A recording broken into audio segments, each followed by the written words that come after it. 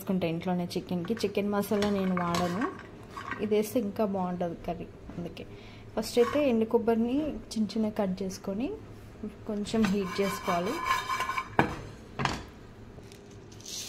దాని తర్వాత కొన్ని ధనియాలు దానికి సరిపడా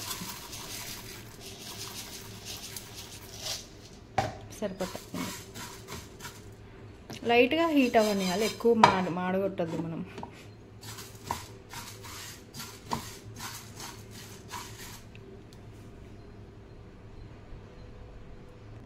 ధనియాలు అవన్నీ కొంచెం చల్లైన తర్వాత మిక్స్ చేసాము, మిగతా యాడ్ చేసుకుందాం. దాల్చిన చెక్క, లవంగాలు, 3 ఇలాచీలు వేసుకుంటున్నాను నేను.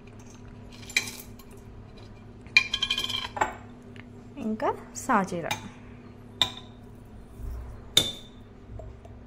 అయిపోయింది గాయ్స్, కొనుక్కోవాలి ఇంకా.